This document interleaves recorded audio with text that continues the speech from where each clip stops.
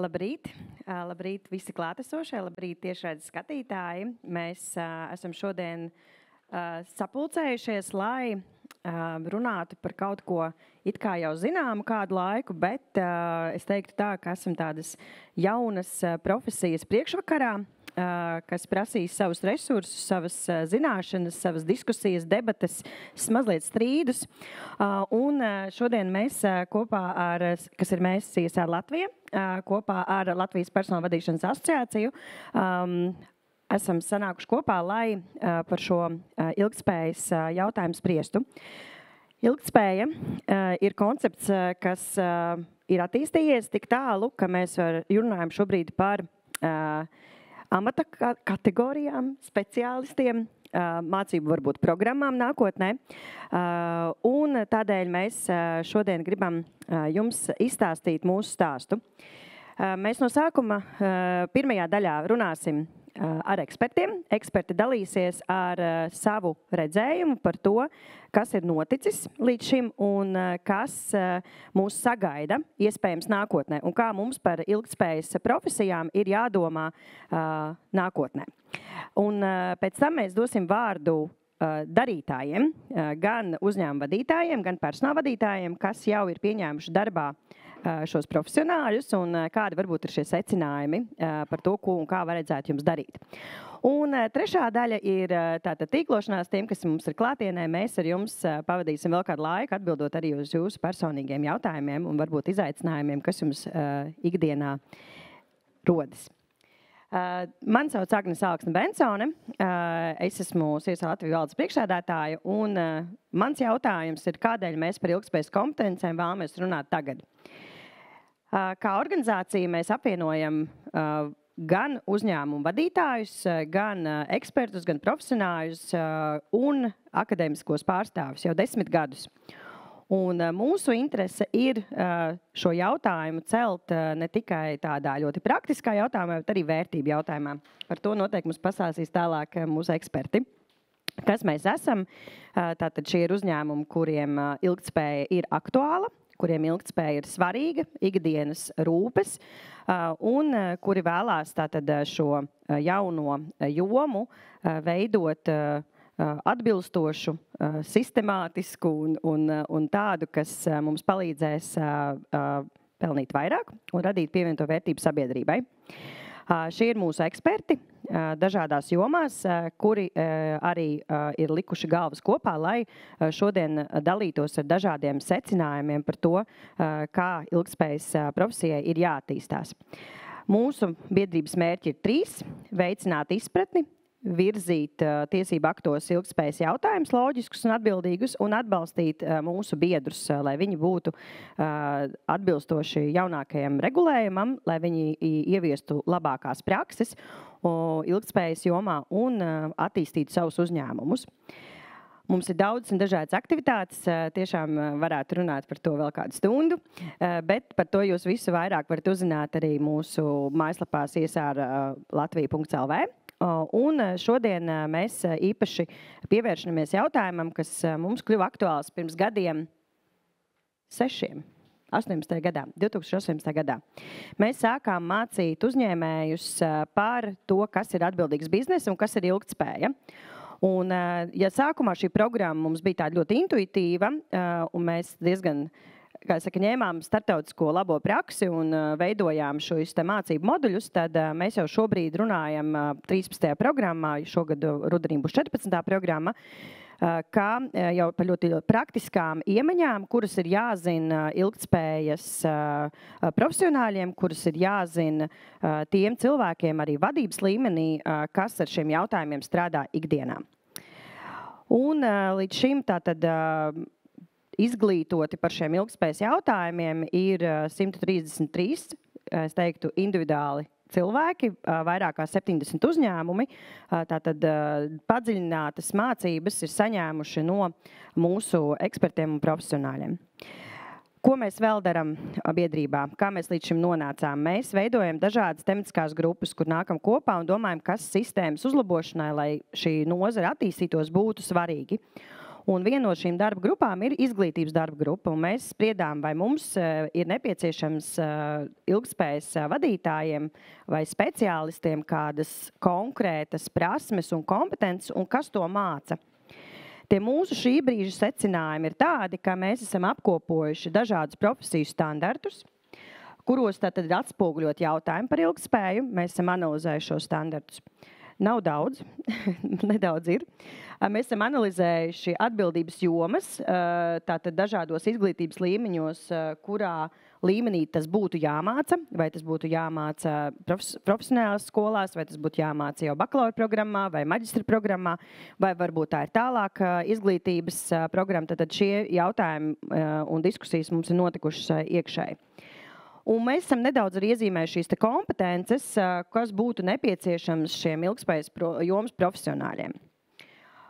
Tātad mums šodienas mērķis ir runāt par tiem mūsu pirmajiem secinājumiem un uzdot jums šo jautājumu, kas vēl ir nepieciešams un kurā virzienā mums kā nozarei būtu jāiet, lai šie cilvēki būtu kompetenti un spētu izpildīt tās prasības, kuras izvirz uzņēmēji. Amati. Ilgtspējas vadītājs valdes līmenī vai padomas līmenī. Ilgtspējas vadītājs, kas dara visu, kā mēs teicām, pienes kafiju brīdī, ka mēs stādam kokus un domā par stratēģiju, ko mēs darīsim nākamos 5-10 gadus. Tad mums, piemēram, ir ilgtspējas speciālists izkristalizējies kā cilvēks, kur mēs saprotam, ka tur jau ir vajadzīgas jau šodien prasmes par likumdošanu, par vispārējo, ko mēs saprotam, kas jādara uzņēmiem. Un tad mēs arī saprotam, ka īsti bez finanšu pārstāvjiem, vai finanšu direktors, vai finanšu vadītājs, vai grāmatvedības speciālists, ar datiem nestrādājam ilgtspējas kontekstā, mums ir grūti, kā ilgtspējas vadītājiem, vispār realizēt savus uzdevumus.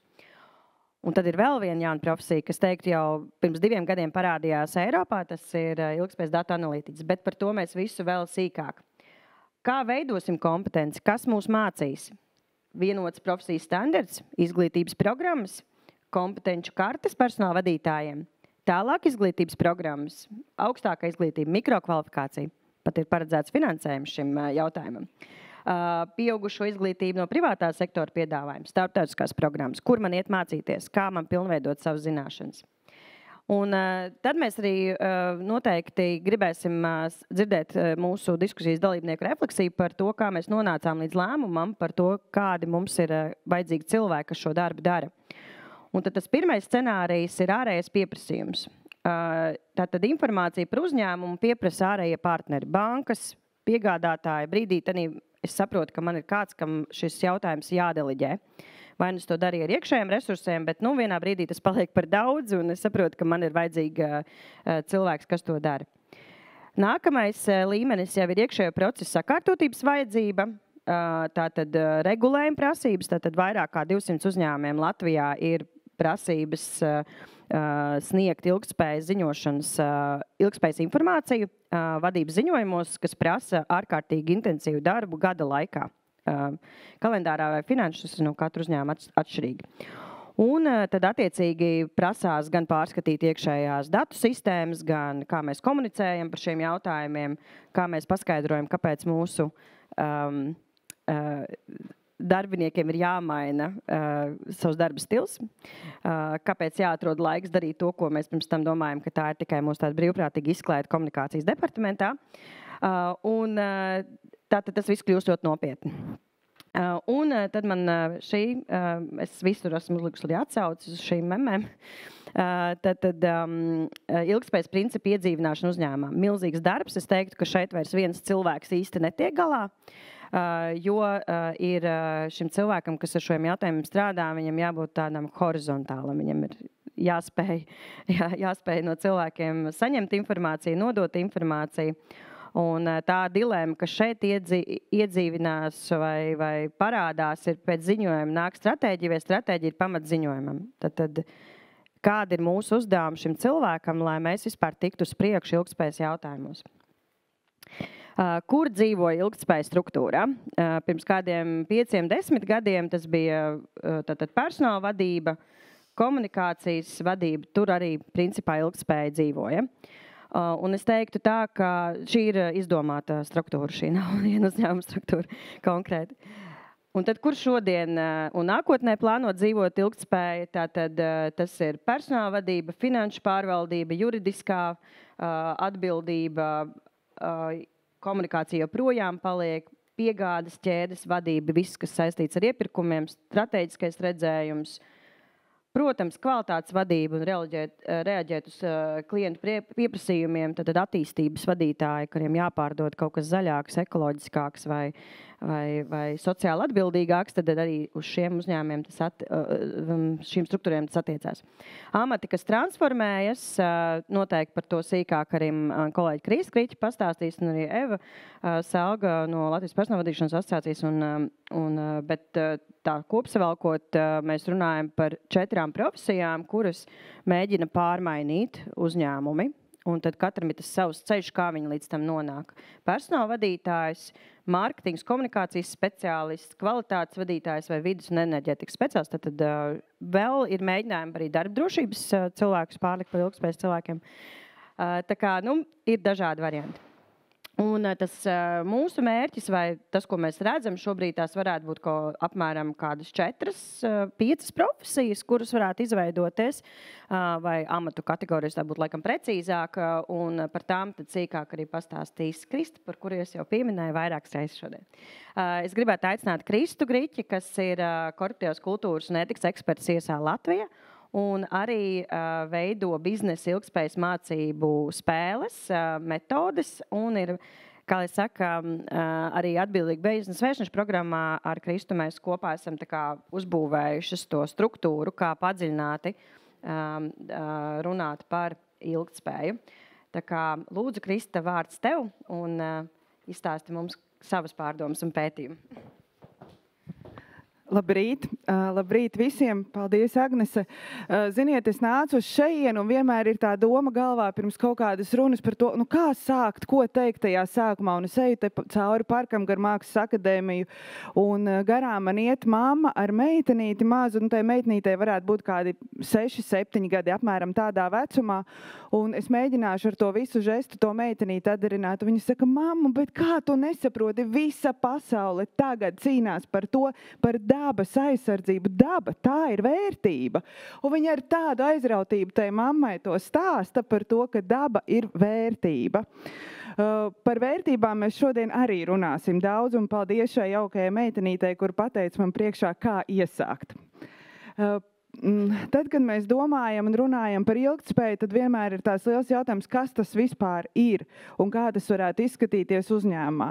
Vienas vienotas definīcijas jau īsti varbūt nav, un katrs mēs saprotam mazliet atšķirīgi šo lietu, bet tas, ko mēs redzam arvien vairāk, un esam nonākuši pie tāda kā mazas formuliņas, ja tā varētu teikt, kad kā viņa veidojās šajā uzņēmumā, tā ir tomēr mērķiecīga un sistēmiska pieeja, lai integrētu uzņēmumā iekšā vērtības, kuras mums nāk līdz ar šo konceptu un principiem, un zināšanas. Un veidotu šādu te zināšanās un vērtībās balstītu korporatīvo kultūru, un tas mērķis mums ir ilgtermiņā pastāvošu produktīvu ekosistēmu, lai tas mūsu uzņēmums ir produktīvs ilgtermiņā.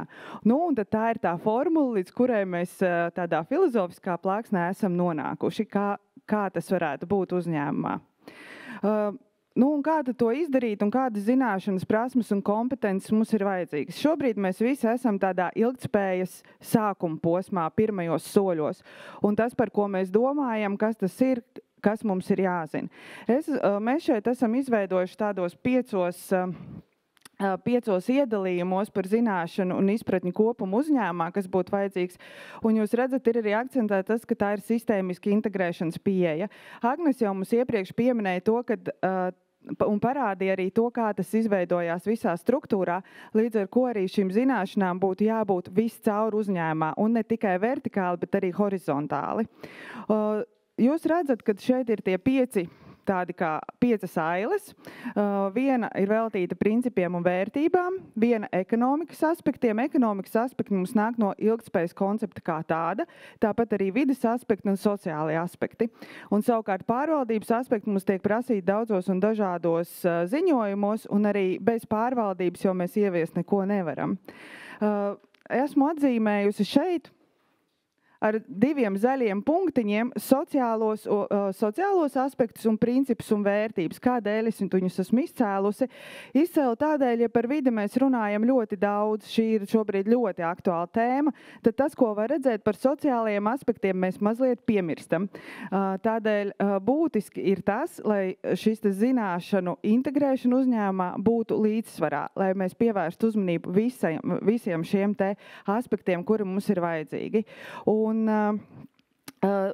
par principiem un vērtībām runājot, jūs dzirdat atkal pieminēts tiek vērtības. Kāpēc vērtības? Vērtības mums palīdz un pasaka priekšā par to, kas tad īsti ir šī ilgtspēja un kā mēs viņu saprotam.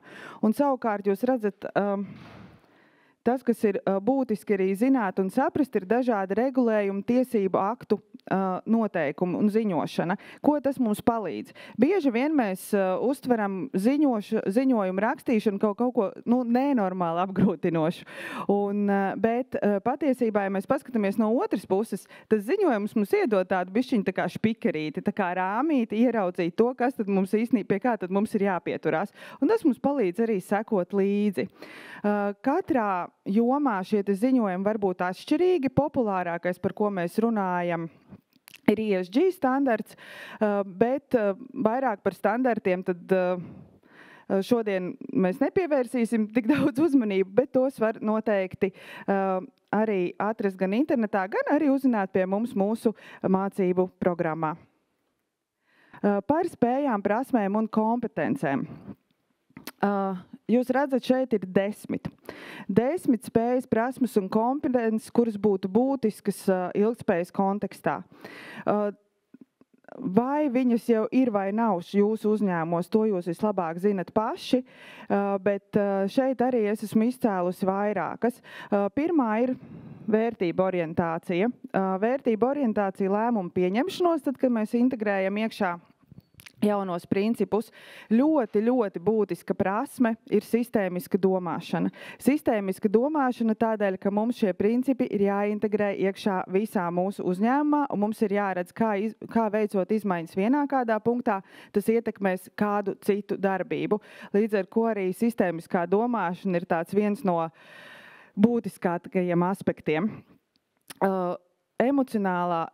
Emocionālā inteliģence un empātija vēl viena ļoti būtiska lieta, jo šobrīd mēs dzīvojam tādā jaukā laikmetā, kad mums ļoti daudz varam izdarīt ar tehnoloģijām. Mums ir tehnoloģijas, mums attīstās mākslīgais intelekts, bet mākslīgais intelekts mums nevar palīdzēt veidot attiecības ar cilvēkiem, un mākslīgais intelekts mums var iedot tikai datus. Tādēļ šīs emociju vadība, sadarbības veidošana ar cilvēkiem, tā paliek mūsu pašu ziņā, un tādēļ tā ir ļoti būtiska arī prasme un kompetence, kurai būtu jānāk iekšā uzņēmumā. Šeit šīs apkopojums ir kopumā par prasmēm un kompetencēm kā tādām, tad šeit nav runa par vienu konkrētu cilvēku vai amatu, kuram tas viss būtu jānosedz, tad tām būtu tā, kuras ienāk mums iekšā uzņēmumā.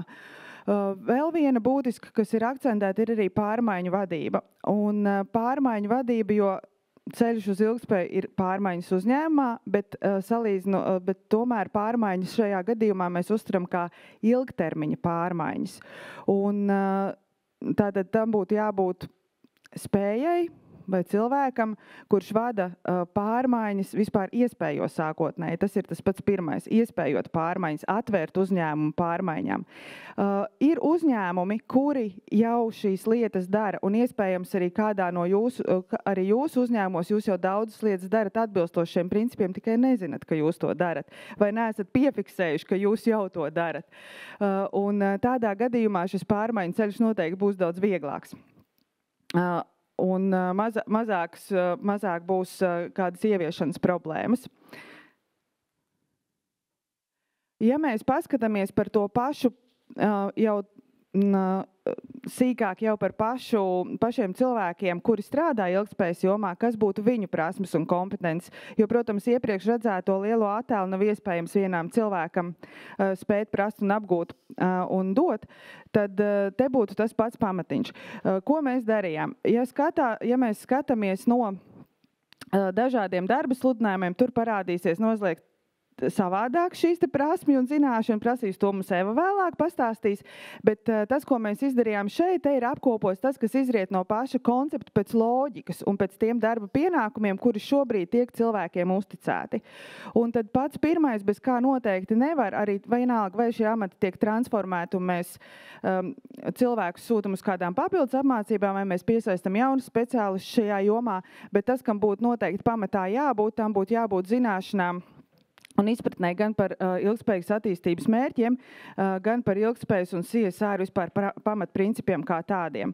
Tad jūs redzat, esmu atzīmējis to, ka vēlamas zināšanas par regulējumu tiesību aktiem. Jā, viņas ir vēlamas tādēļ, ka šī te joma mums sāk parādīties tikai kopš kā aktuāli, un speciālistu meklējumi parādās kā aktuāli tikai no 2021.–2022. gada. Līdz ar to arī gaidīt, kad mums tagad nāks cilvēki, kuri jau to visu zina ar 15 gadu pieredzi, tas vienkārši nav iespējams. Tādēļ arī tas pamat komplektiņš būtu tāds, ka būtu svarīgi, ka cilvēki vispār to zina un saprot, un ja vēl zina par regulējumiem, tad tas jau ir bonus šim cilvēkam. Ja cilvēks jau zina, kā iesaistīt citus, tad tas arī jau ir bonus šim cilvēkam un liecina viņam par labu. Un savukārt par prasmēm, ko šim cilvēkam vajadzētu prast. Parasti tiek runāts par to, ka vajag ļoti labu komunikāciju. Jā, komunikāciju vajag, bet pirmā lieta, ar ko šis cilvēks pārsvarā saskarās, ir to, ka viņam ir milzīga apjoma datu analīze nepieciešams veikt un rakstīt ziņojumus. Tādēļ tas, kas šim cilvēkam tīri praktiski ir vajadzīgs, ir jābūt prasmei, strādāt ar liela apjoma informāciju, ar liela apjoma datiem, tos analizēt un veidot ziņojumus. Un tur arī, diemžēl, mums šobrīd vēl nav rīki, kas to varētu palīdzēt. Tas ir kādam savā galvā jāspēj to izdarīt. Tās būtu tādas lietas, kam noteikti ir jāpievērš uzmanība. Tad, jūs redzat, ka arī ir pieminēts par empātiju un emocionālo inteliģenci, par labām līderības, komunikācijas un sadarbības prasmēm. Ja mums ir dažāda veida uzņēmumi ar dažādām pieejām un iekšējām attiecībām, un cilvēkam, kurš nāk ar šo te ilgspējas, viņam tomēr būtu jābūt arī ar to drive visās jomās, gan runājot par sociālajiem aspektiem cilvēku attiecībām, un ne tikai par to, kā veidot aprēķinus un domāt par vides aizsardzību vai jaunu tehnoloģiju ieviešanu. Un, protams, digitālās prasmes arī ir ļoti būtiskas, tās vairāk izriet no veicamajiem darba pienākumiem. Paskatīsimies uz to, kādi tad amati mums vispār ir veidojušies pēdējo 4-5 gadu laikā šajā jomā. Ir sadalīts 4 kolonnās pa līmeņiem. Augstākā līmeņa vadībā mums parādās amati, kas ir ilgspējas direktors, parādās tāds amats, kāds agrāk nekad nav bijis, un mēs neesam redzējuši kā ESG un kultūras direktors. Parādās tādi amati kā globāli ilgspējas vadītāji. Parādās ESG vides un pārmaiņu direktors un tam līdzīgi. Tātad šādā augstākajā līmenī parādās mums šādi amati. Vidējā līmenī ir dažādu veidu saistīts vai nu ar ziņošanu, tātad ESG komandas līderis vai ilgspējas vadītājs. Darbinieku kopienas un ilgspējīgas kultūras vadītājs. Tad mēs redzam dažādiem interesantiem nosaukumiem, kādi iepriekš mums nav bijuši. Un tas, ko mēs arī redzam, to, kad pamatā gan ASV uzņēmumos ir novērots, ka tiek veidot šīs ilgspējas komandas. Un ilgspējas komandas var būt dažādas, viņas pat tiek dalītas, kur ir vides ilgspējas speciālisti, tā ir viena kaut kāda atsevišķa komanda, tad ir tie, kas atbild par sociālajiem aspektiem, ir citas komandas, kas to dara.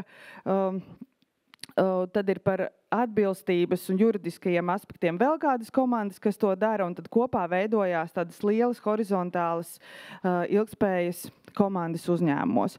Un par jomas speciālistiem arī vēlētos vērst jūsu uzmanību par transformācijām. Jūs redzat, piemēram, ir bijis uzņēmumā ūdens sistēma inženieris, kuram ir pielikti klāt jauni pienākumi.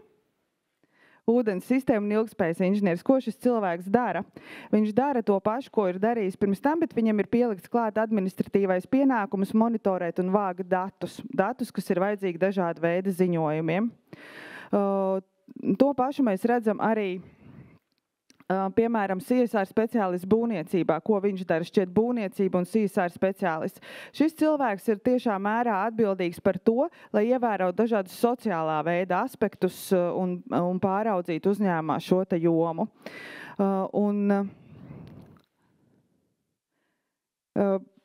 Vēl bija interesants enerģētikas un CO2 ilgspējas projektu vadītājs. Cilvēkam bija prasība ar enerģētikas jomā iegūt izglītību, pieredzi, tātad inženierzinātnes un plus pievienojot klāt ilgspējas projektu vadītājs, kurš risina jautājumus. Tādas ir šīs te transformāciju iespējas, kuras mēs redzam, kas šobrīd notiek. Un pārējot pie tā, kā tad un kur mēs tos speciālistus varētu darīt un kā viņus varētu izaudzināt, mācīt un attīstīt. Un tas, ko mēs esam pētot redzējuši, to reālo situāciju, kāda mums šobrīd ir, viņa vajadzības Latvijā šobrīd mums neapmierina. Mums šobrīd amatu klasifikatorā un profesijas standartu kā ilgspējas speciālisti vai ilgspējas vadītāji kā tādi nav. Līdz ar ko arī uzņēmumi katrs veido šo amatu kaut kādā veidā apvienojot ar citām specialitātēm un uzņēmums saka, mums ir vajadzīgs kods priekš darba līguma. Tātad šāda koda arī priekš darba līgumiem mums nav. Latvijā mums nav uz šo brīdi neviena akreditēta studiju programma augstākajā izglītībā, kas piedāvātu šādu te apgūt ilgtspējas jautājumus. Tas, ko mēs redzam, ir arī mācību spēku un jomas profesionāļu trūkums, un tas ir loģiski, jo šī joma mums ir jauna, un arī profesionāļiem un mācību spēkiem vēl ir jāveidojās un jāaug šajā jomā. Un tas, kas ir ļoti būtiski, ko mēs arī saprotam un redzam, kad ir ļoti svarīgi, lai būtu ilgtspējas mācību programmās iekļauts starpdisciplinārais princips un būtu uzreiz jau veidots kopā šīs te 3 pamatjomas - sociālās zinātnes, vides zinātnes un tiesību zinātnes.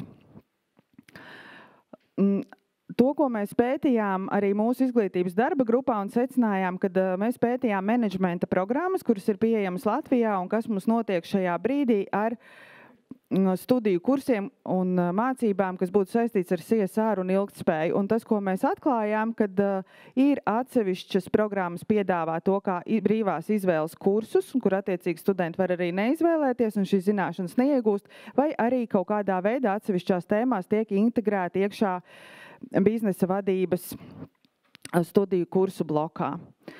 Un tas, ko mēs vēl redzam, ir tas, ka nav izstrādātas vadlīnijas par zināšanu kopumu un kaut kādu izpratni, spēju, prasmi, kompetenci vajadzībām, kādas vispār ir vajadzīgas. Līdz ar ko arī tad šobrīd katrs jau mēs, kā varam, tā mēs cenšamies ar šo jautājumu tikt galā, bet to mēs arī redzam mūsu organizācijā, ka mums nāk uzņēmumi jautā, kas tad būtu man šim cilvēkam jājautā, kas viņam būtu jāzina. Un noslēgumā tas, ko mēs arī redzam, ka palēnām sāk kļūt populāri dažādi kursi, kuri tiek veidot kā korporatīvās apmācības, webināri, lekcijas online un tam līdzīgi. Bet tas, par ko mēs pagaidām nevaram būt droši, vai izvēlēties un kurus izvēlēties, kāda būs šī kvalitāte un vai tas, vai mūsu gaidas šajā izglītošanas jomā tiktu arī apmierinātas. Lūk, tas būtu īsumā no manas puses. Paldies!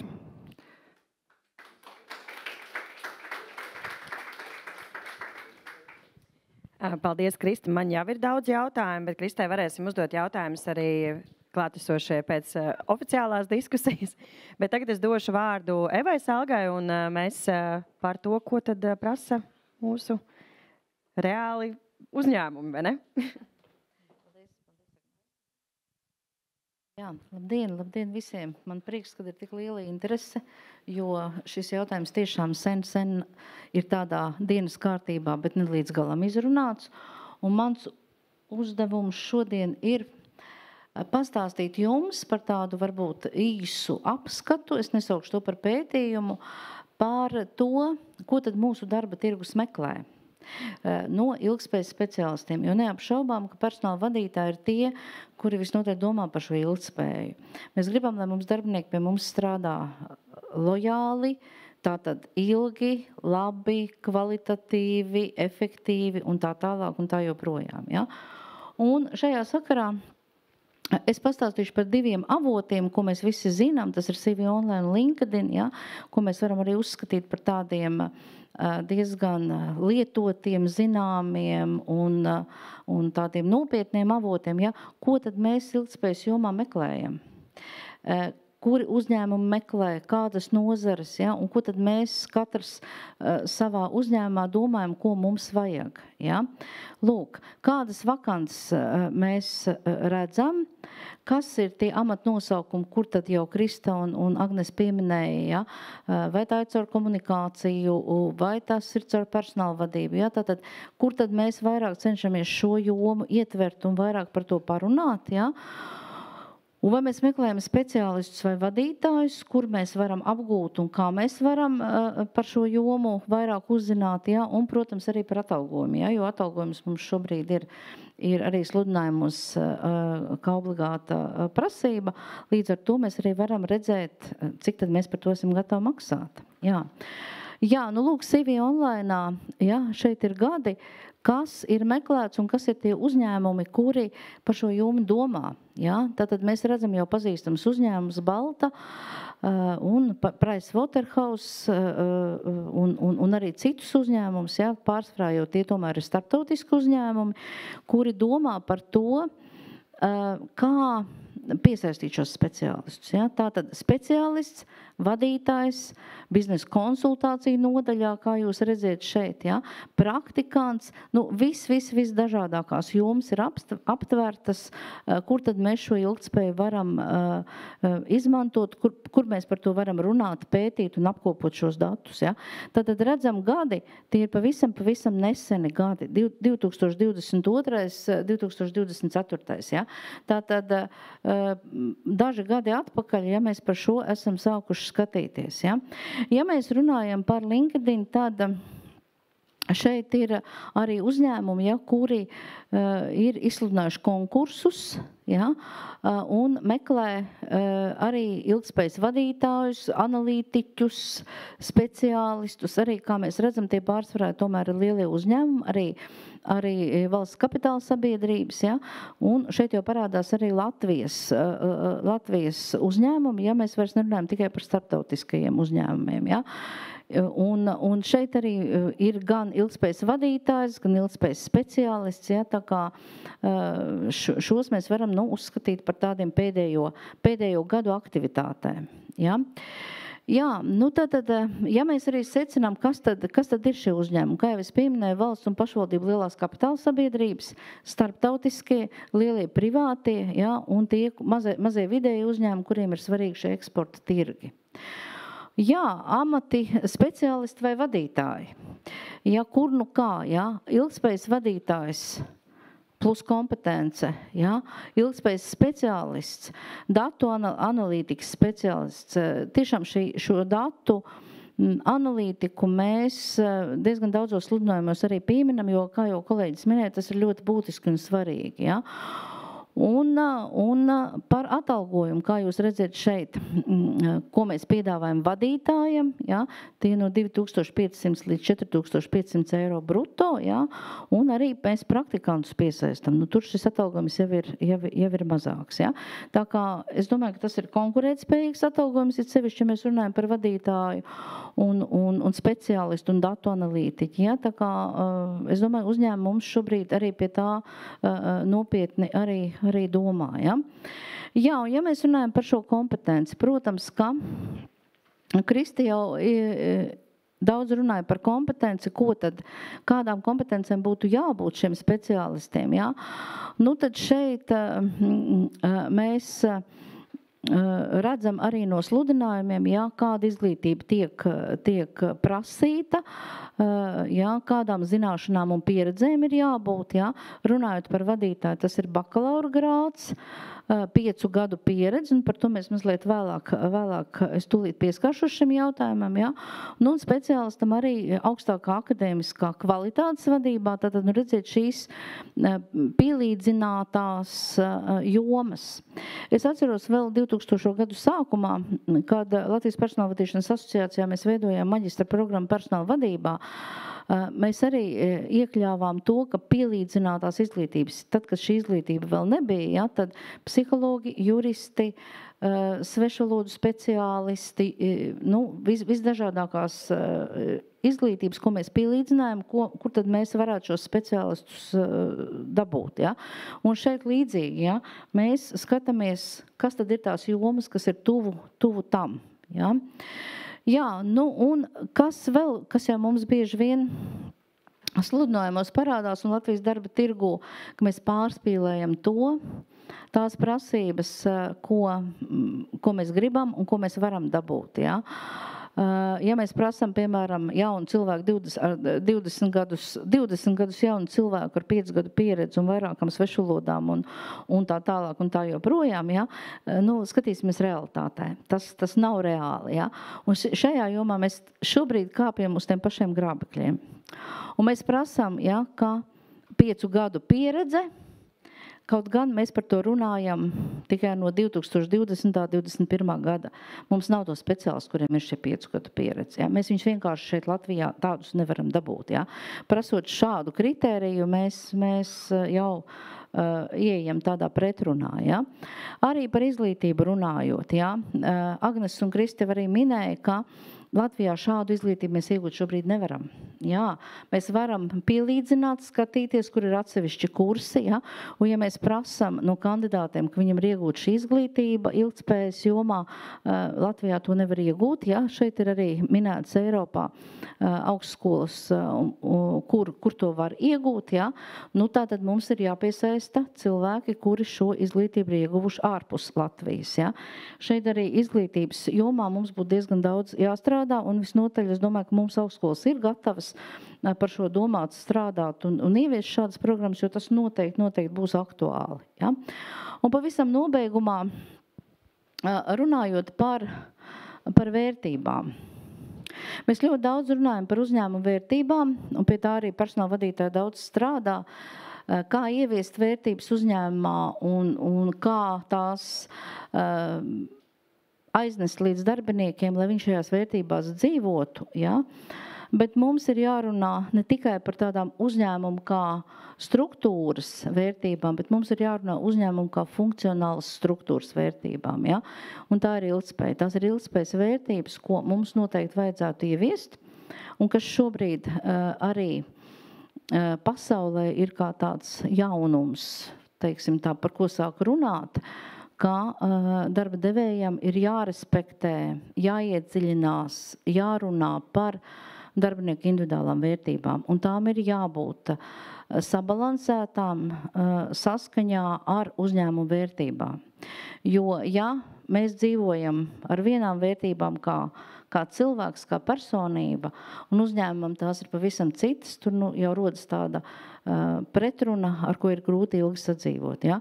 Ievērosim gan katra cilvēka individuālās prasības, vēlmes un vajadzības, gan arī skatīsimies uz uzņēmumu kā uz ilgtspējīgu organizāciju, kā uz tādu tiešām organizāciju, kas attīstās. Paldies!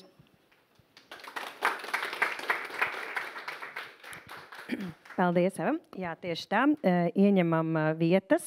Tad mums ir plāns šobrīd padiskutēt, reflektēt to, ko mēs esam dzirdējuši, un es aicinātu man pievienoties šeit Paulu Ābeli, Latvijas finieris, valdes priekšsēdētāja vietnieks, biznesa attīstības sektora vadītājs, kam jau ir pieredze rekrutēt, ja? Ilgtspējas speciālists. Antra Birzule, Lidl Latvija, korporatīvās sociālās atbildības vadītāja, kas ir vairākos uzņēmumos šo jautājumu virzījusi.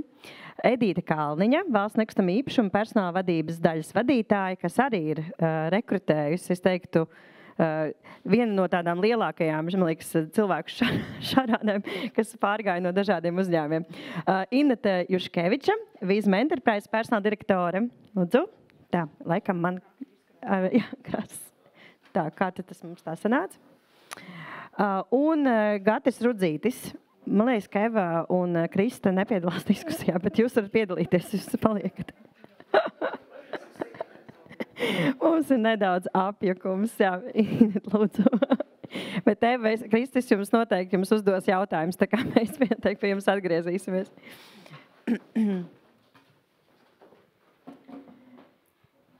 Tā, ūdens, jā, visiem pieejams, ok, labi.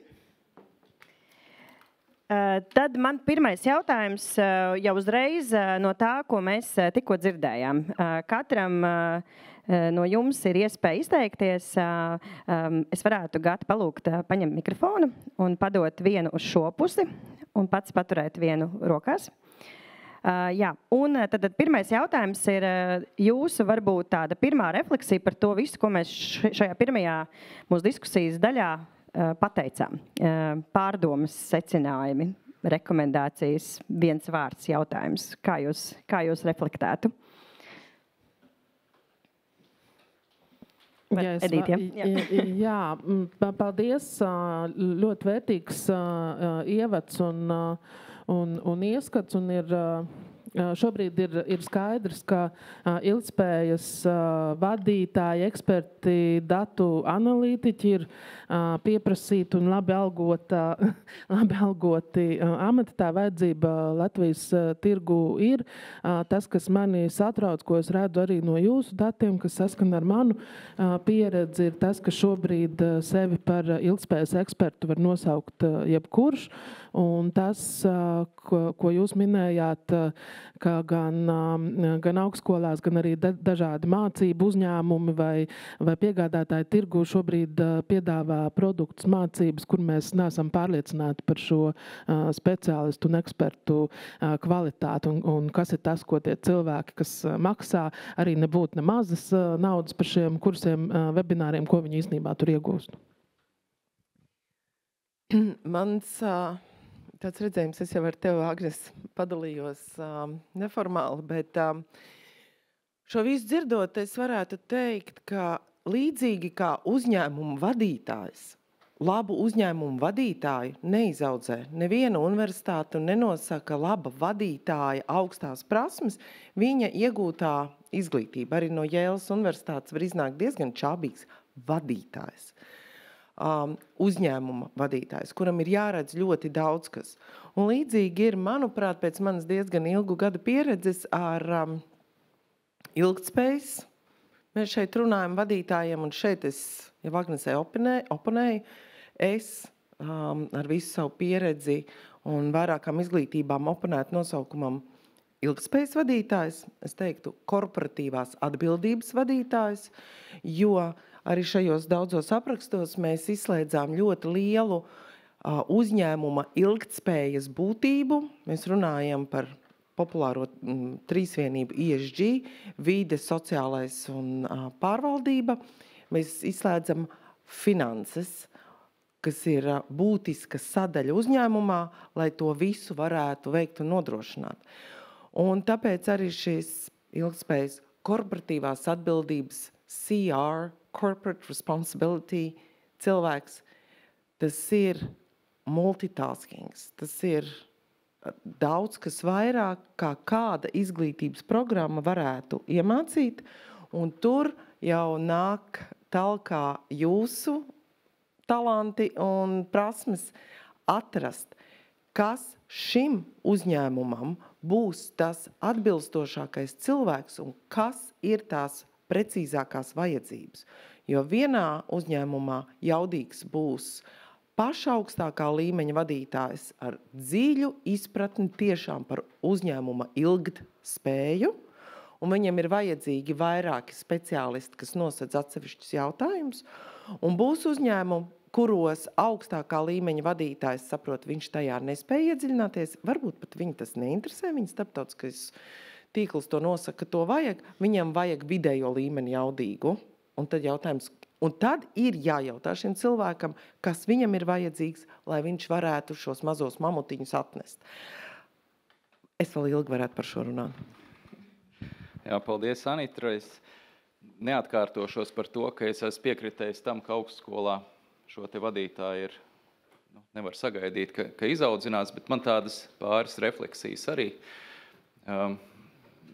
Strādāju Latvijas Finierī, kas ir kokapstrādes uzņēmums, un skatoties uz šo te telpu, kurā ir koka stābi un logi, un ir tas prieks sēdēt uz koka krēsliem. Tas gan runājot par ilgtspējas vadītāju, gan par šo te vadības komandu kopumā, ko to arī pieminēja. Ilgtspēja jau ir tāds komplekss jautājums, kas sastāv no E, S un G, un atsaucoties uz nākšanu uz pasākumu, kur bērns runā, ka daba ir vērtība, patiešām tas tā ir, un ir nepieciešama tāda padziļināta diskusija sabiedrībā vienošanās, kas tad ir tā daba, kas ir vērtība, jo šajos stabos vairāk kā uz 100 gadiem ir noglabāts CO2, lai saražot šos te krēslus, ir darba vietas Latvijā, tiek maksāti nodokļi, tā kā šī diskusija noteikti ir nepieciešama. To es nepretendēju, ka uzliksim ilgtspējas vadītāju plecos, ka viņš šo te diskusiju taisīs, bet šī te kopīgā pieeja. Tad par redzēto piekrītu, ka ir horizontālā pieeja, ka ir ilgtspējas vadītājs, kuram jāmāk sadarboties ar pilnīgi visu jomu speciālistiem, kur arī nedaudz piemācās vai izprot savu lomu ilgtspējas jautājumos. Bija struktūras schēma vienā no slaidiem, un es vēl pieliktu klāt, ka noteikti arī tehniskā uzturēšana un produktu attīstība ir ilgtspēja, produktu attīstīšana, tāpēc, ka jaunajos produktos droši vien, ka arī ir iespējams tehnoloģijas, kurās ir mazāk oglekļa emisijas vai tehniskā uzturēšana arī varbūt tāda, ka iekārta kalpo 3 reizes ilgāk. Un vēl tas bīns man ļoti patika. Viņš gan bija tāds izmisis 4. vai 5. bildītē, bet jūs ievērojāt, ka visu laiku viņam fonā bija zaļa pļava. Ilgtspēja, tas jau ir sistēmas veidošana, jābūt gatavam kādus 5-10 gadus. Iespējams, bija dažādos gados bīns bildēts, bet ja tas bija tajā pašā gadā, tad viņa ekspektācijas varbūt bija pārāk augstas. Ilgtspējas vadītājiem jābūt pacietīgam. Es runāju par Finieru, kurā ir 2500 darbinieki, lietas nenotiek vienā vasarā, tā kā soli pa solītim 5-10 gadu laikā. Jā, paldies runātājiem. Neoponēšu vai nepiekritīšu. Faktiski ļoti vērtīgas atziņas, tāpat ļoti vērtīgi, manuprāt, bija šī diskusijas, jeb webināra, semināra teorētiskā daļa, un man par to ir liels prieks, ka šāda iniciatīva ir. Droši vien, ka bija svarīgi, ka tas notiek vēl agrāk, jo ir absolūti pēdējais laiks, lai no tāda brīvprātīgo hobiju pulciņa ilgtspējas vadītājs, šī te loma pārtaptu par tādu respektablu, cienīgu un cienījamu profesiju uzņēmumā. Tāpēc, man liekas, ārkārtīgi vērtīgi, ka to kāds kustina izglītības virzienā. Mēs kā kokapstrādes arī ražošanas pārstāvis gribu apliecināt un piekrist 3 dāmām, kuras sākumā runāja, un apliecināt, ka mēs saskārāmies ar tieši visiem šiem pašiem jautājumiem, izaicinājumiem jau no 19. 20. gada, kad mūsu klienti prasīja mums visādus dažādus sarežģītus ilgtspējas jautājumus. Meklējām iespējas, kā varētu apmierināt šo klientu vēlmi, dabūt atbildes. Mēģinājām saprast, vai vispār Latvijā ir iespējams atrast kādu speciālistu. Sapratām, ka nē, pat Agnes bijām paaicinājuši pakonsultēt mūs. Un sapratām, ka mums jāmeklē savs speciālists, bet mēs nezinājām, tā kā dāmas jau teica, mēs nezinājām, ko prasīt tam speciālistam, ko viņam uzdot darīt, ko no viņa gaidīt. Un sapratām, ka pašiem kaut kādi jāmācās kaut kas drusku, jāsaprot vairāk, kas notiekās ar šiem sarežģītajiem jautājumiem, kā uz viņiem atbildēt. Un tad beigās atradām vienu speciālistu, kurš tad arī mums palīdz tagad darboties un pareizi pasniegt šos visus jautājumus pareizā iepakojumā, es teiktu, jo daudz uzņēmumu dara ilgtspējas jautājumus jau visu laiku, un vienkārši tas ir loģiski, ka tas viss tiek darīts. Vienkārši neviens to nezina, ka tas arī aptver šos ilgtspējas visus jautājumus, ja tajā neiedziļinās. Paldies, liels, par jūsu komentāriem. Un tad nākamais jautājums arī jums visiem, bet ja jūs nevēlaties atbildēt, jūs varat neatbildēt. Kāda ir jūsu pieredze tieši ieviest ilgtspēju, un vai tam ir vajadzīgs bijis speciālists vai vadītājs līdz šim? Es varu sākt, tāpat kā mēs sakām, ka jebkuram cilvēku vadītājam, struktūrvienības komandas vadītājam ir jābūt nedaudz personāla vadītājam, nedaudz komunikācijas speciālistam un tā tālāk. Tieši tāpat jebkuram komandas līderim ir jābūt arī šim te ilgtspējas vadītājam. Un, ja es runāju par mūsu organizāciju, tad mums šādi te sporādiski šī te ilgtspēja notika vai tika pamazām kustināta. Un, kaut kas iekrita personāla vadības lauciņā, kaut kas iekrita tā cilvēka atbildībā, kas ir atbildīgs par darba vidi, ofisu, lielā mērā, protams, uz to amatu, kas ir saistīts ar mūsu gadījumā, ar šo te elektrības patēriņu un datu centriem, jo mēs izstrādājam IT risinājumus. Tā kā tas ir noticis faktiski gadiem, un mūsu mācu uzņēmums Visma ļoti to veicina, bet pat šis gads ir tāds, ka mēs sākam ne tikai tā sporādiski, bet tiešām ļoti sistemātiski šo te ilgtspēju kustināt un celt tādā jau uzņēmumu pārvaldības līmenī. Jā, mums... Bet varbūt papildus tad sanāk, ka tās impulsi bija vairāk no mātes uzņēmuma. Es teiktu, tas papildināja to, jo ja mēs runājam par vērtībām, tad mūsu uzņēmuma vērtības arī pirms mēs kļuvām par šīs te korporācijas, nokļuvām šīs te korporācijas saimē, tās vērtības mūsos dzīvoja, gan mūsu cilvēkos, gan mūsu veidā, kā mēs strādājam ar klientu. Tas bija tāds labs papildus muskulis, teiksim tā. Paldies, jā. Jā, mēs ilgtspējas vadītāju meklējām un pieņēmām pirms pāris gadiem, bet vārds ilgtspēja, to mēs lietojam gadus 20, un tie darbi, ko mēs esam darījuši, saucot par ilgtspējīgiem, piemēram, gandrīz 85% mūsu enerģijas ir zaļi vai materiālus. Mēs arī cenšamies aizstāt fosilos ar dabas izcelsmes materiāliem vai darbinieki, lai jūtas iesaistīti uzņēmuma pārvaldībā. Mums ir apmēram 600 akcionāri un liela daļa, praktiski visi vadošie un vidēja līmeņa speciālisti un vadītāji ir akcionāri.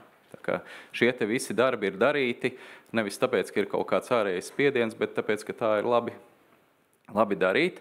Bet dažus atpakaļ sapratām, ka ārējā vide mainās, ir kaut kādi jautājumi, kuri paliks precīzāki, uz 26., 27., 28. gadu, un negaidām šos te gadus, bet mēģinam tad tomēr fokusēties un tās lietas, ko mēs darām, skatīties, kā tas iet kopā ar regulējumu, ar prasībām.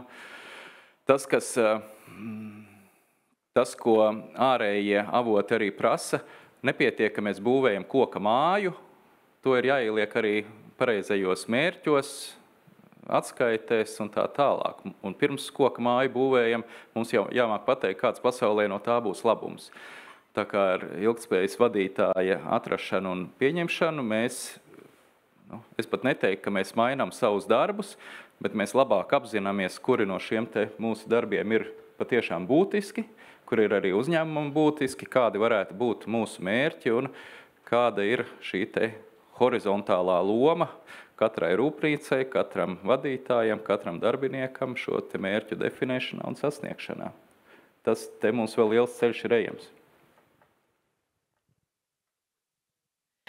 Pirms vēl valsts nekustamie īpašumi atrada ilgtspējas vadītāju, par ko es noteikti arī varu padalīties, un pirms vēl ministru kabinets un dažādas Eiropas Savienības institūcijas uzlika par pienākumu rakstīt pārskatus un ziņot, mēs jau strādājām pie ilgtspējas un ilgtspējas mērķi jau ir gadiem ilgi valsts nekustamie īpašumi strateģisko mērķu vidū, bet tas, ko es gribēju teikt, kad, ko es saredzu, es uzņēmumā esmu no 2019. Gada vidus un par ilgtspēju uzņēmums jau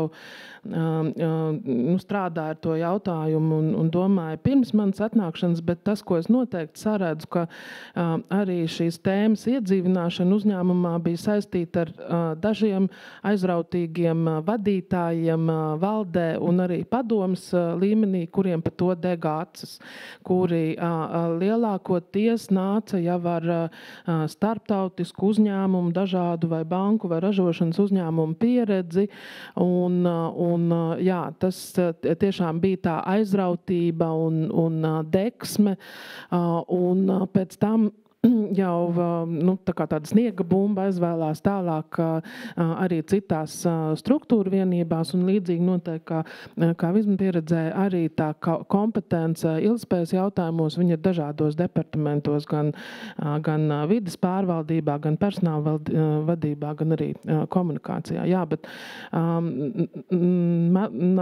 tāds sakot, būtiski ir arī šo te atsevišķo cilvēku aizrautību un deksmi. Mēs kā kokapstrādes uzņēmums arī nevarējām nedomāt par šiem jautājumiem, tāpat kā Latvijas finieris, un vienmēr esam domājuši un atbildīgi darbojušies. Bet, protams, pēdējais grūdienis bija tas, kad vairāk un vairāk mūsu eksporta klienti vairāk sāk jautāt un sarežģītāk uzdot jautājumus par ilgtspēju, un tad mēs sapratām, ka mums ir nepieciešams šāds vadītājs un darbinieks atsevišķi kā štatvienība, kurš var apmierināt visu šo klientu vēlmu un salāgot ar mūsu darbību.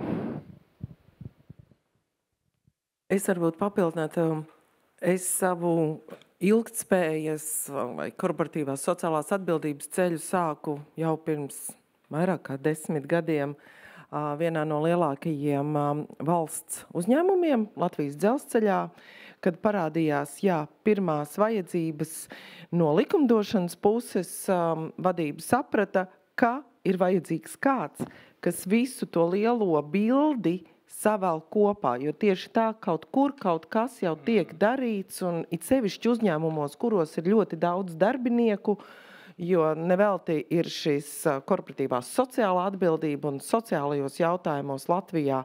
Varbūt es tā ļoti naivi spriežu, bet tā situācija lielākoties nedaudz labāka, kā varbūt divos citos no tiem burtiem.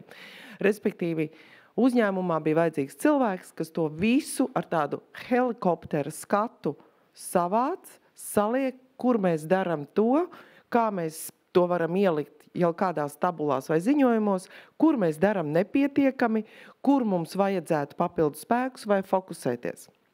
Līdzīgi ir arī ar Lidl Latvija, kurš jau ienākot Latvijā. Šī pozīcija bija varbūt ne no dienas -50, bet no dienas numur 2, ka šim cilvēkam ir jābūt, no šīs lielās starptautiskās pieredzes, cik ļoti strukturēti ir šīs daļas tālāk, un ka, protams, visi personāla cilvēki nevar zināt to bildi, kā tam kopā būtu jābūt, bet tam ir jābūt personāla daļas vadītājam vai direktoram, tāpatām loģistikas speciālisti vai produktu iepirkšanas speciālisti, viņi nevar zināt visas detaļas, kā tam ir visam kopā jābūt. Un arī, Lidl kopumā pirms kādiem gadiem, ja nemaldos 10, sāka veidoties šī te pozīcija mātē un tālāk jau pa valstīm.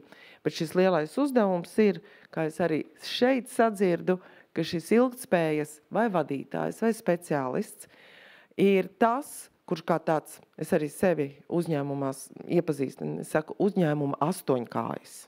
Jo man ir taustekļi katrā departamentā. Man ir jāzina par katru biznesa nozari kaut kas, bet man ir jāzina viss par to, kā tas kopā saliekas. Un kurš departaments man ar savu 8-kāju taustekli ir tikai jāpakutina, un kuram jau vajag riktīgu grābienu vai sapurināšanu vai manu pieslēgšanos. Un tā ir tā lielā būtība. Jo lielāks uzņēmums, jo ar lielāku helikopteru skatu vajag šo te ilgtspējas vadītāju vai speciālistu, lai viņš to bildi spētu savākt kopā. Tā ir tā horizontālā pārredzamība, sistēmiskā domāšana, horizontālā pārredzamība par to, kas notiek. Jo pareizos jautājumus uzdot arī pareizajiem departamentiem, vai ne? Un cilvēkiem. Un izpratne, un te nāk tas mūsu jau vingrinājuma lauciņš dubultā būtiskuma analīze, kur saprast, vai tiešām tas, ko mēs ilgtspējā gribam darīt, par ko mēs gribam komunicēt, par ko mēs lepojamies, vai tas pat tiešām ir tas, ko uzņēmums ar savu rīcību ietekmē, un vai tas ir tas, kas ietekmē uzņēmumu.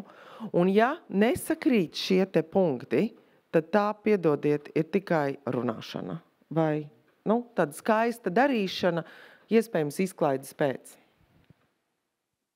Es labprāt padalītos Antras teikto papildinot, ka vismaz mums ir izdevies, un par ko es priecājos Latvijas Finierī, ka šis te helikoptera skatījums ir vajadzīgs, un mums labāk un labāk arī izdodas, un ka pie šī te helikoptera tā veidlodziņa, tas sēž valdes priekšsēdētājs valde, ka šī ir tēma, par kuru mēs diskutējam, un šīs te prioritārās jomas arī izvēlamies. Protams, ilgtspējas vadītājs šo te dod tādu neizbēgamības sajūtu, un ka mums kalendāros šīs te sarunas ir, un jau gatavojas, un ir metriki, un kā mēs tam ejam cauri, bet tomēr ir ļoti būtiski, ka vadība ir tā, kas pati tic, ka šīs ir tās būtiskās jomas, un ka arī vadība kaut kur ir tas 8-kājīts. Ne tik tas nabaga ilgtspējas cilvēks, kuram ir tikai 2 rokas, bet lai te viņam patiesībā ir tās 8. Bet tas ir atkarīgs no uzņēmuma. Es tieši gribēju arī teikt, ka ir vairāk uzņēmumu, kuri, vismaz tā mana pieredze, ir lielākoties bijis, ka redz, kur mums ir regulējums, kur ir cilvēks, ārējais vai iekšējais, tieciet galā. Un tad tieciet galā, parasti mēs to saucam par ilgtspējas supervaroņiem, kuri izdarīs visu, arī to valdes darbu, arī to kafiju, arī tos kokus un sastādīs, piedodiet, tā ir laba lieta, ko darīt. Un tad kāds būtu tas, varbūt, jūsu padoms šādiem uzņēmumiem, kā tomēr to cilvēku tad izvēlēties no tā, varbūt, sava vidus, kam tu uzticēt? Es zinu, ļoti krūts jautājums. Jūs tā kā nevarat komentēt citus uzņēmumus, bet varbūt jums ir kāds padoms viņiem. Tas nebija jautājumos pirms tam, es zinu, tikko izdomāju. Nav jau tā ilgtspēja raķešu zinātne. un noteikti ir cilvēki arī, jebkurš šodien auditorijā sēdošais, lielākā daļas pieņem ir personāla vadītāji, mācību spēkus arī redzu, tad es domāju, ka ik viens to var iemācīties un apgūt. Un tas tomēr ir individu līmenī, bet arī raugoties, tā, kad es meklēju cilvēkus un arī ilgtspējas lomām, tad tas, ko es meklēju un skatos cilvēka spēju mācīties, šo te mācīšanās veiklību. Es neskatos uz rezultātiem, neskatos to, ko Evas Elga rādīja, kad tur 5 gadu pieredze, kas ir neiespējama, vai konkrēti grādi, vai konkrēti sagatavot un iesniegti ilgtspējas pārskati vai publicēti. Es meklēju pierādījumus tam, ka cilvēks spēs apgūt jaunas zināšanas un būs vēlme mācīties un darīs to ātri un ir spējīgs mācīties arī no kļūdām, neveiksmē, ir kaut kāda pieredze strādāt ārpus Latvijas dažādās vidēs, dažādās lomās. Tā kā arī noteikti iekšēji var izaudzināt kādu cilvēku, un es saprotu, ka ir arī pieredze uzņēmumos, tā kā meklēt to cilvēku, kuram ir augsta mācīšanās veiklība, tas nozīmē, ka tas cilvēks arī apgūs šīs te ilgtspējas tēmas un lietas. Vai jūs piekrītat šim?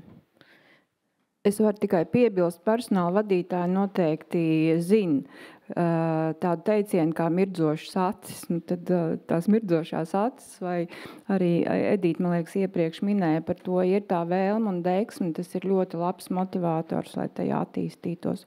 Un mēs jau slaidos redzējām brīnišķīgu kompetenci modeli. Jā, es arī pēc tā redzētā uz ekrāna, tā skaties tā. Tas ir par mani, tas ir par mani, tas ir par mani. Ir jābūt līderim, ir jābūt pārliecinātājam, ir jābūt oratoram, ir jāstrādā ar ārprātīgu datu apjomu, ir jāmāk paklusēt, ir jāmāk runāt ar vadību, ir jāmāk runāt ar veikalu pārdevēju, ir jāmāk runāt ar personāla speciālistiem. Katram ir jāpiemeklē savs vēstījums, viņa valodā ir jārunā, tad ir jāskatās dati, tad ir jāsalīdzina ar citām valstīm. Tas ir, es teiktu tā, ja mēs gribētu tagad izstrādāt mācību modeli, mācību saturu bakalaura studijām, es būtu pirmā, kas lektu kājās un teiktu nē, nedariet to. Tāpēc, ka jo vairāk dažādu citu izglītību ir, it sevišķi, ja mēs runājam jau par vadītāju līmeni, jo labāk.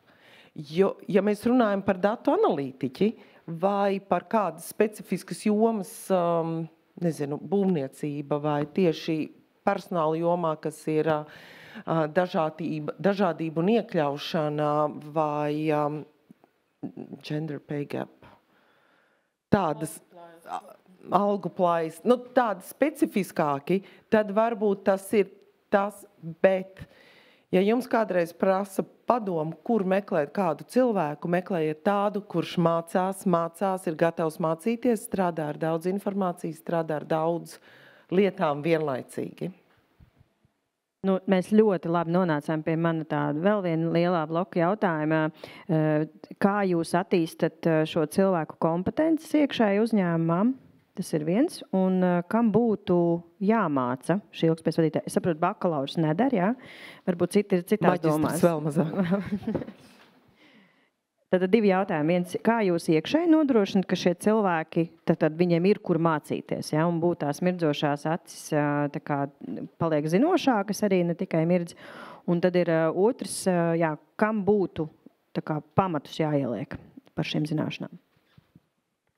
Jā, mums pašiem nav izdevies izaudzināt savu ilgtspējas vadītāju. Tajā laikā, ka par ilgtspēju mēs atbildējām visi un darbojāmies visi, es pats tiku pie Agneses kursos, KSA Latvija kursos, un tas iedeva tādu plašumu pašam arī domāšanai, bet es nepretendēju, ka es esmu ilgtspējas vadītājs. Kā attīstīt ilgtspējas vadītāju kompetences, man ir grūtāk teikt, bet ne bakalaurs, ne maģistrs.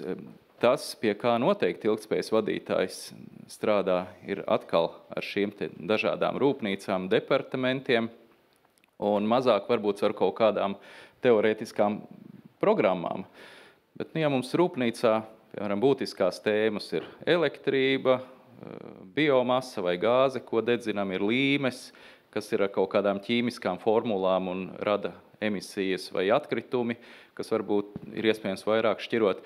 Un ja šīs ir prioritārās jomas, tad ar konkrētiem jautājumiem, ar rūpnīcu cilvēkiem arī notiek darbs. Un tādā veidā gan tiek evanģelizēta šī te ilgtspēja kā tāda, bet caur precīzajām lietām, kas ir cilvēkiem arī stipri saprotamāka. Jo vai katram, Latvijas finierie, es domāju, ka mums beigās būs iesaistīti vairāki simti cilvēki, un vai katram ir jābūt prioritāri ilgtspējas? Droši vien nē. Tā ir jābūt ikdienas sastāvdaļai katra lēmuma pamatā. Tu skaties uz savu lēmumu caur uzņēmuma stratēģiskajiem korporatīvās sociālās atbildības punktiem. Vai tas, ko es daru, tajā jomā dod labāko? Un tas ir sākot no līnijas menedžera, kā es runāju ar cilvēkiem, kā es uzmundrinu savus darbiniekus, gan to, kas ir tas kokmateriāls, ko es lieku iekšā un no kurienes tas kokmateriāls nāk. Visiem ir jāzina kaut kas par visu, bet visiem jau nav viss jādara. Es atvainojos piebilst, šis, ko Antra minēja, tas ir pat standartā ierakstīts saucās korporatīvā kultūra pie pārvaldības sadaļas, un tur ir jāspēj gan nomērīt, gan ietekmi izvērtēt, gan finansiāli saprast, vai tas mūsu uzņēmumu gremdēs vai cels. Mūsu visi ilgtspējas cilvēki ir absolvējuši atbildīgu biznesa vēstnešu programmu. Tā kā, un tā ir programmas absolventi, tātad, nemaldos, vairāk kā 113 cilvēki, 133 cilvēki. Tas bija mans pirmais avots, kad pirms gada es meklēju arī ilgtspējas vadītāju. Tātad skatīties tieši starp šiem 133 cilvēkiem.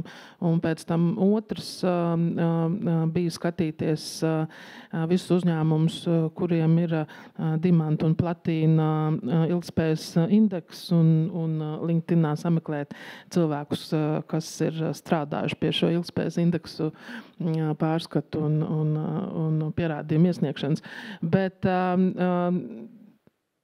Lielbritānijas centrs radošai attīstībai ir šo modeli 70-20-10 darbinieku attīstībai ievies, kur 70% ir darbinieku attīstība darbu darot, praktiski, pie reāliem projektiem un reālām darba lietām, 20% profesionālā tīklošanās, un 10% formālā izglītība, konferences, semināri, grāmatas.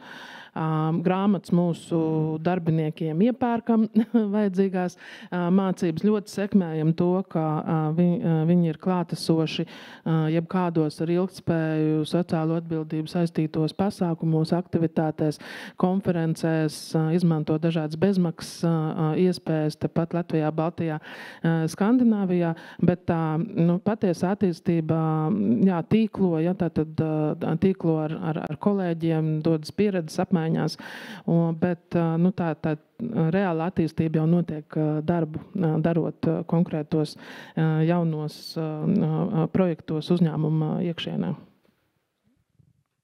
Jā, mūsu ilgtspējas cilvēki arī ir pabeiguši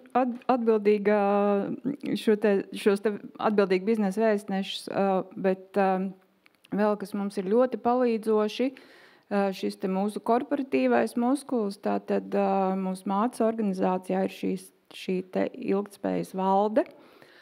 Un valdē ir cilvēks, kurš ir akadēmiski iegūs grādu, es baidos samaloties Nīderlandē vai Dānijā, šo te ilgtspējas izglītību. Un tas ir ļoti palīdzoši, jo taupa mūsu laiku, izdomājot pašiem savus mērījumus vai prioritātes vai kaut kādas citas virzienas. Tā kā es lieku savus 5 centus par šo te akadēmisko pieeju, jo tas sistematizē zināšanas un palīdz varbūt izvairīties no tādiem kāpšanas uz grābekļiem.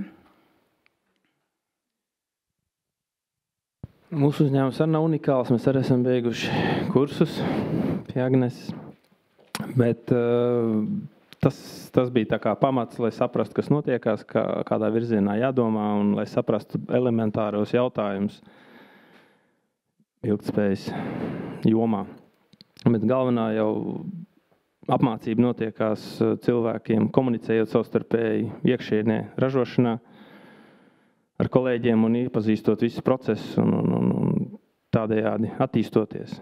Protams, arī papildus atbalstam savu ilgtspējas vadītāju jebkādās iniciatīvās, jebkādos kursu apmeklējumos. Savādāk jau nevar visu laiku. Šis ir visu laiku vienots, bet nepārtraukts mācību process. Antra? Man pat radās tāda ķecerīga doma. Man, pateicoties mūsu uzņēmumu mērogam, ir iespēja strādāt ar daudzu valstu korporatīvās sociālās atbildības ekspertiem, speciālistiem. Un daļa no viņiem ir tiešām ļoti labi izglītoti tieši sustainability, kā biznesa augstskolu sastāvdaļās, bet lielākoties, tā ir Vācija, Nīderlande, Zviedrija, Lielbritānija, ir Francija, ka varētu kādi uzņēmumi, kas Latvijā grib kļūt par ļoti, ļoti lieliem, ka varbūt varētu kādus savus cilvēkus aizsūtīt mācīties.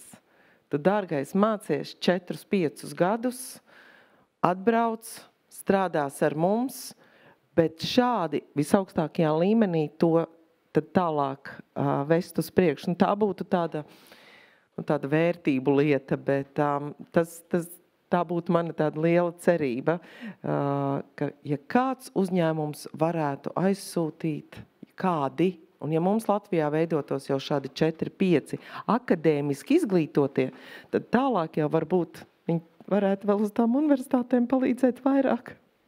Jā, bet varbūt Latvijas augstskolās tomēr varētu veidot to mācību programmu, lai arī Baltijā ir kāda šāda te ilgtspējas mācību programma un mācamies te patās Latvijā kursi, un pie mums brauc mācīties. Kā moduļi, es šobrīd vēl neredzu, ka būtu iespējams pat tuvāko 4-5 gadu laikā savākt tādu pasniedzēju kopumu, lai varētu uztaisīt ilgtspējas programmu bakalaurā. Jā, man ir grūti iztēloties, kurai bakalaura programmai nevajadzētu kādu sadaļu par ilgtspēju. Latvijas Finierim ir cieša sadarbība ar vairākām augstskolām, un mēs paši vadītāji arī dodamies pie studentiem kā pasniedzēji. Bija Jelgavas augstskolā taisni par tēmu ilgtspēja, un jaunieši ar šo tēmu nebija līdz šim saskārušies, beidzēji, laikam 4. kurs. Tā kā, integrētu un būtu aptuveni tas pats stundu skaits, kas KSA Latvija kursos noteikti pa ļaunu nenākt, un tad ilgtspējas vadītājiem arī būtu vēl stipri vieglāk ar savu komandu strādāt, jo pašā Latvijas Finierī tehnologi, mehāniķi, kvalitātes cilvēki, ja šo jau būtu mācījušies augstskolā, nepārspīlējot, tad noteikti tā sistēma kopā strādāt labāk. Tā ir tā ideja arī par to, ka ja mēs biznesa vadību turpinam mācīt pēc iepriekšējām teorijām, nevis pēc tās jaunās pieejas, tad mēs nevaram īsti gaidīt, kad arī vadītāja līmenis būs savādāk domājoši. Vēl Edītiem. Jā. Tas, ko es gribēju teikt, ka noteikti tām lekcijām, programmām, informācijai studentiem augstskolās par ilgtspēju, tur noteikti ir liels potenciāls. To es vienkārši redzu pēc mūsu darbiniekiem. Mums ir vismaz reiz mēnesī ilgtspējas stundas, ko mēs ieviesām. Man liekas, ir gads pagājis, kur nāk dažādi ārēji lektori un stāst par dažām ar ilgtspēju saistītām tēmām. Un, ziniet, tās ir viens no populārākajām. Mēs to, principā, tas notiek webināru veidā, attālināti, un pieslēdzās katrā reizē teju 200 darbinieki, kas ir liels, tas ir teju gandrīz pusi no uzņēmuma darbiniekiem. Tā kā tā interese par šīm tēmām šobrīd arī sabiedrībā un darbiniekiem ir milzīga. Jā, paldies. Un tad, lai tā varbūt mēs apkopot to, ko jūs minējāt, es gribētu, lai jūs padalāties ar jūsu redzējumu, ko mums vajadzētu darīt tālāk. Mums ir vairākas versijas. Mums ir versija, ka ir vajadzīgs profesijas standards, bet, kā mēs zinām, tas ir tikai tāds Latvijas pieeja izglītības sistēmai. Varbūt mums ir vajadzīgas kompetences izkartēt, kā kāds ētikas kodeks, ko nozīmē būt labam ilgtspējas vadītājam, speciālistam. Kas mums būtu jādara tālāk, lai šo sistēmiski sakārtotu, kā es saprotu, nevis iekaltu akmenī, bet lai padarītu to maināmu pielāgojumu, kas mūsuprāt būtu jāizdara un kam? Es jau tev neko jaunu neatbildēšu. Vismaz viena doma. Redz, mēs jau te paši tādi beidzēji klubiņš. Un kādā veidā panākt, ka beidzēji būtu, 3 gadu laikā daži tūkstoši. Tas nemaz nav nereāli. Tur bija tā igauņu iniciatīva, neatceros, kā viņi saucās dažus gadus atpakaļ, ka tomēr arī tā bija valsts programma, zinot, ka Igaunija šis ir būtiski, kaut līdzīgi kursi kā KSL Latvija kursi, bet kas ir pieejami, valsts atbalstīti, reklamēti un tā tālāk. Tā varētu būt pieeja. Es šeit arī sliektos multiplicēt, apskeilot, tā teikt, atbildīgu biznesa vēstnešu programmu, to likt, ja tās būtu kādas jau noteikts biznesa vadības, uzņēmēja darbības inovāciju programmas sastāvdaļas kā modulis, es domāju, ka tas jau būtu tāds ļoti strukturēts, praktisks sākums. Jo tad šie cilvēki arī būtu kompetentāki runāt par to plašāk un tālāk un skaļāk un vairāk. Jā, es kā akadēmiski izglītots cilvēks noteikti raudzītos arī uz augstskolām un universitātēm un noteikti mūsu paneļa diskusijas dalībniekiem pievienotu arī augstskolu pārstāvus mācības spēkus un noteikti pārunātu, tā varētu būt tāda, viens fórums, kuras noteikti redzu ar universitātēm, augstskolām, saprast, kas ir tās iespējas, vai ievīt to ilgspējas tēmu jau esošos kursos mācību programmās kā elementu, vai arī tomēr jau virzīties un veidot, teiksim, kādu no šīm speciālista mācību programmām Latvijā un piedāvāt, un varbūt būt pirmajiem Baltijā, kas to piedāvā. Un otrs, kas man liekas ir ļoti būtiski, ka mēs arī, tātad mums ir 133 atbildīgi biznesa vēstnešu programmas absolventi, noteikti aptuveni tā kopa, ilgtspējas profesionāļu kopa varētu būt līdzīgi. Ļoti svarīgi, ka notiek arī diskusija šīs te ilgtspējas profesionāļu un šobrīd praktiķu lokā un saprast, kas ir tas viņu sagaidījums, viņu vajadzības un viņu redzējums par viņu attīstību, kādas ir tā nepieciešamība un arī uzturēt to tīklojumu dzīvu.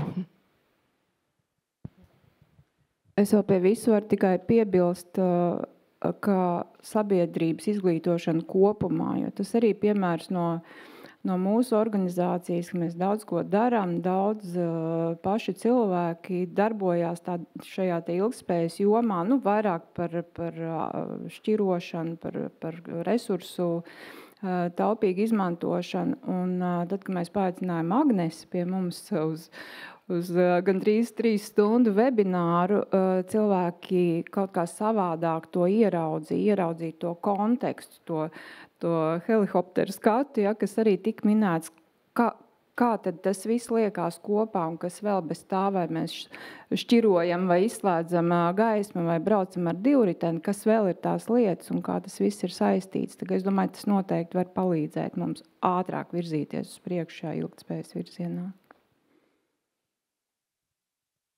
Viss jau laikam ir pateikts. Valstiskā līmenī tam jābūt prioritātei un visai sabiedrībai jāmaina noteikti domāšana un jāpieņem šīs lietas, ka tas ir mūsu visu labā. Jāizglīto jaunieši arī augstskolās, tā kā Pauls teica, 4. kursā redz studenti nemaz nezina tādus jautājumus, tādas lietas nemāca. Vismaz elementārā līmenī Agnesē jābrauc un jāstāsta. Jā, es Mums piekrītu. visiem jābrauc un jāstāsta. Visiem, manuprāt, ir jābrauc. Varbūt mums jātaisa tāda, mums ir absolventu kopiena, ja, tas ir tāds labs vārds, un varbūt tiešām katram jāpaņemās tāda viena stundas lekcija visās vai mājas programmās, kura pats ir mācījies to izdarīt, bet tas mums jārunā laikam tad ir iekšēji. Vai ir vēl kāda doma, kas ir aizķērusies, ko jūs gribētu nodot mūsu klātesošiem skatītājiem arī tiešraidē, un ir kāda doma? Man ir lūgums neuzlūkot ilgtspējas vadītāju vai korporatīvās sociālās atbildības vadītāju vai korporatīvās atbildības vadītāju, lai kā tas tiktu nosaukts, ka tagad tas atnāks un gada laikā visu atrisinās, visu saliks un visi dziedās vienu dziesmu. Nē. Tas būs smags, lēns, dažkārt priecīgs darbs, bet katrā ziņā gala rezultātā ļoti jēgpilns, un beigās varēs paskatīties, ak, Dievs, atcerieties, kā tas bija toreiz, un kādi mēs esam tagad. Tikai nesagaidiet, ka to izdarīs tas viens cilvēks vienā īsā brīdī un atnesīs visus paplātītas. Paldies! Plus vēl tāds mazs aicinājums paskatīties apkārt. Un mēs dzīvojam brīnišķīgā vietā, kur ir dabas resursi, ir meži, ir ūdeņi, ir izglītoti cilvēki. Un tas, kas būtu nepieciešams sabiedrībā, valdības līmenī, arī tomēr diskusija, kas ir tā Latvijas finiera ilgtspēja. Jo vienkāršākais ir paņemt to, kas ir labs visai pasaulē vai visai Eiropai, bet Latvijas ilgtspēja noteikti var atrast savu vēl labāku ceļu priekš visiem mums, jo ilgtspēja jau strādā priekš mums, kas te dzīvo. Ja papildinājumu vairs nav, tad no manis pēdējās divas lietas. Atbildīga biznesa vēstneša programma. Paldies par atzinīgiem vārdiem. Rudenī notiek vēlreiz www.abv.lv. Piesakieties, mēs jūs gaidīsim. Un turpināsim jums stāstīt lielo helikopteri un praktiskus risinājumus. Un otra lieta, mēs 30. maijā 3:00 tiekamies Eiropas parlamenta deputātiem, jo ilgtspējas jautājumi ir Eiropas līmeņa jautājumi. Mēs esam atkarīgi no tā regulējuma, tāpēc būs iespējas uzdot jautājumus. Par to sīkāk jūs varat atrast arī informāciju pie mums mājaslapā, un ja kāds vēlās klātienē piedalīties par šiem jautājumiem, uzrakstiet mums e-pastu. Paldies, un mēs tiešām šobrīd beidzam.